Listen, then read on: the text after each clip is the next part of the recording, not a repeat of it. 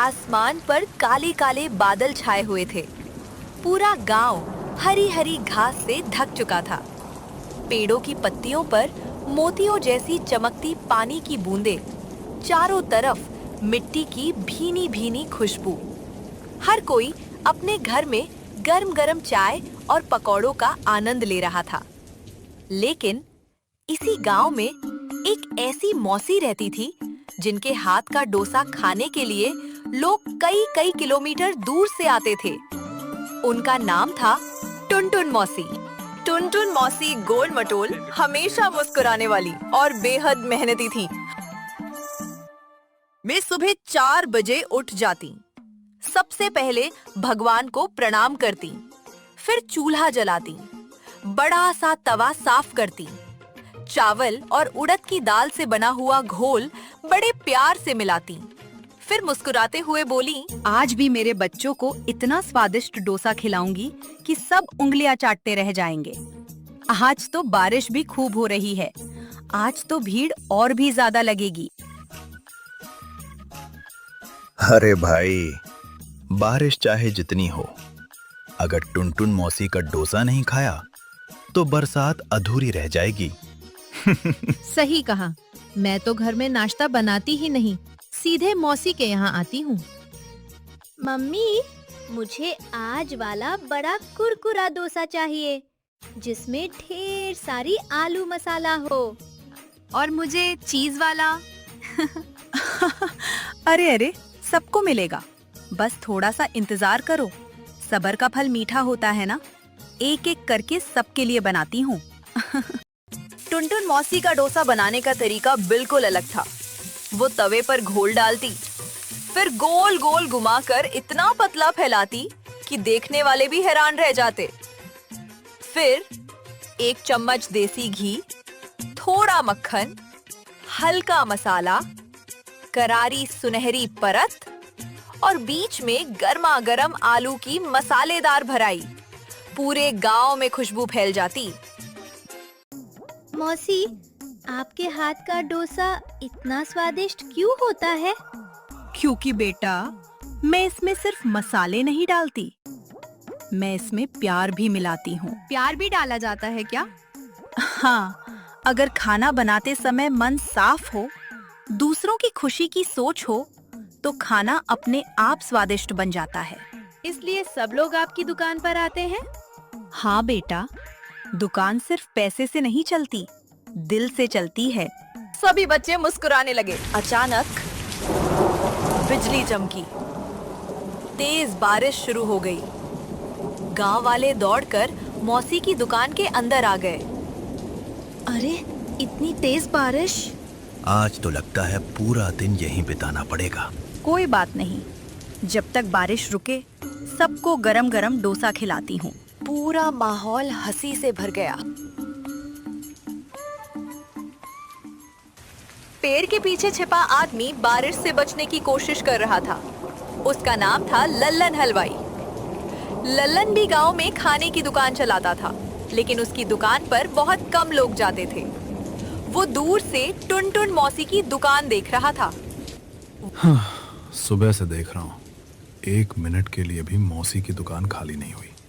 कोई डोसा खा रहा है, कोई इडली मांग रहा है, कोई चटनी की तारीफ कर रहा है, और मेरी दुकान सुबह से बस 2 ग्राहक आए।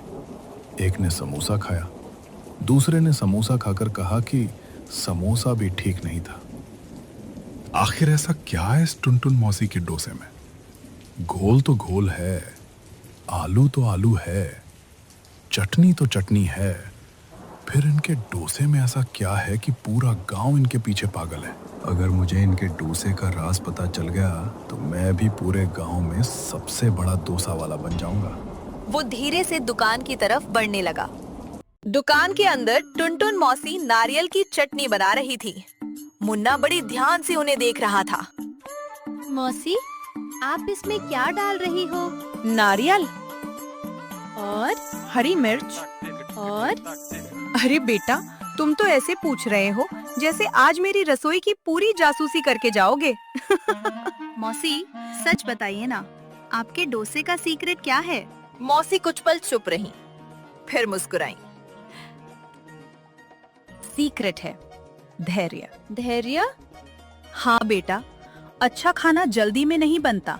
दाल चावल को सही समय तक भिगोना पड़ता है, घोल को सही तरह से तैयार करना पड़ता है, उसे समय देना पड़ता है, और सबसे जरूरी बात, जिसके लिए खाना बना रहे हो उसकी खुशी का ध्यान रखना पड़ता है।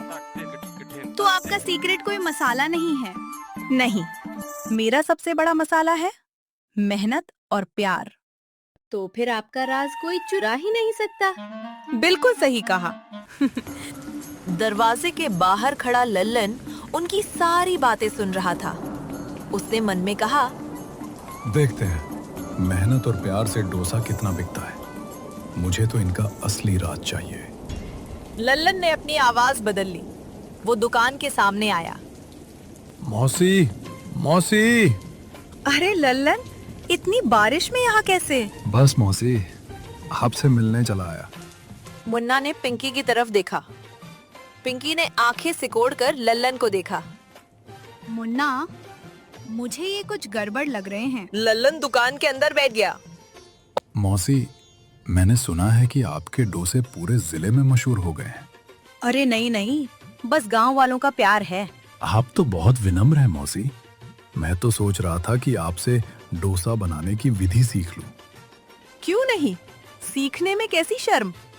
लल्लन को उम्मीद नहीं थी कि मौसी इतनी आसानी से मान जाएंगी। सच में? हाँ, लेकिन एक शर्त है। लल्लन घबरा गया। कैसी शर्त? जो सीखो उसे ईमानदारी से इस्तेमाल करना, किसी को धोखा देने के लिए नहीं। लल्लन थोड़ी देर चुप रहा। जी, जी मौसी। लल्लन रसोई के आसपास घूमने लगा। कभी घोल की तरफ देखता, कभी मसाले की तरफ, कभी चटनी के डिब्बे को देखता। मुन्ना उसे ध्यान से देख रहा था। लल्लन काका, हाँ बेटा। आप डोसा सीखने आए हो या दुकान का निरीक्षण करने? लल्लन चौंक गया। अरे नहीं नहीं, मैं तो बस देख रहा था। आप 5 मिनट में 7 बार उस घोल को देख चुके हो। लल्लन के चेहरे का रंग उड़ गया। अरे बच्चों, लल्लन को सीखने दो। लेकिन बच्चों को अभी भी शक था। रात हो चुकी थी। बारिश थोड़ी धीमी हो गई। दुकान बंद करने के बाद टुनटुन मौसी घर चली गई। गांव की गलियां सुनसान थीं। लल्लन चुपचाप दुकान के पीछे आया। उसने चारों तरफ देखा। आज पता चल जाएगा आखिर इस डोसे का राज क्या है। वो धीरे से दरवाजा खोलने लगा। दरवाजा थोड़ा खुला। लल्लन अंदर घुस गया। उसने एक एक डिब्बा खोलना शुरू किया। ये नहीं, ये भी नहीं, ये मसाला, ये चटनी, ये घोल। अचानक पीछे से आवाज आई। किसे ढूंढ रहे हो? लल्लन डरकर उछल पड़ा। वह पीछे मुड़ा।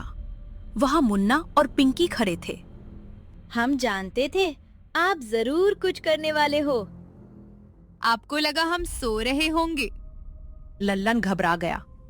तुम दोनों यहाँ क्या कर रहे हो? आपका पीछा कर रहे थे। लेकिन क्यों? क्योंकि हमें पता चल गया था कि आप मौसी का राज चुराना चाहते हो। लल्लन चुप हो गया। तभी पीछे से टुनटुन मौसी की आवाज आई। लल्लन, मौसी, तुम मेरे डोसे का राज चुराने आए थे? लल्लन सिर झुका लेता है। कुछ पल तक सिर्फ बारिश की आवाज सुनाई देती है। हाँ मौसी, मैं मानता हूँ मैं गलत था। मैंने बहुत कोशिश की अपनी दुकान चलाने की, लेकिन कोई मेरे पास नहीं आता। जब मैं आपको देखता हूँ तो मुझे जलन होती है। मुझे लगा आपका कोई खास मसाला है, कोई ऐसी चीज है जिसे चुराकर मैं भी आप जैसा बन जाऊंगा। लल्लन की आंखों में आंसू आ गए। मुझे माफ कर दीजिए मौसी। मौसी कुछ देर तक उसे देखती रहीं। फिर उनके चेहरे पर हल्की मुस्कान आई। लल्लन, तुमने मेरी दुकान का सामान तो देख लिया, लेकिन मेरा असली राज नहीं देख पाए। वो क्या है मौसी? मौसी ने उसके कंधे पर हाथ रखा। मेरा राज है लोगों के साथ अच्छा व्यवहार करना, साफ सफाई रखना, ईमानदारी से खाना बनाना और मेहनत करना। तुम सोच रहे थे कि मेरे डोसे का स्वाद किसी मसाले में छिपा है, लेकिन स्वाद मेरे व्यवहार में है। लल्लन ने हाथ जोड़ दिए। मौसी, क्या मैं आपसे सच में डोसा बनाना सीख सकता हूँ? क्यों नहीं? मुन्ना खुश हो गया। सच में? हाँ, लेकिन अब से तुम चोरी करके नहीं, मेहनत करके सीखोगे। मैं वादा करता हूँ। अगली सुबह बारिश फिर शुरू हो गई, लेकिन आज टुनटुन मौसी की दुकान पर एक नया नजारा था। लल्लन भी सुबह सुबह दुकान पर पहुंच गया था। मौसी, आज से मैं मेहनत करने के लिए तैयार हूँ। तो सबसे पहले दुकान साफ करो। जी मौसी।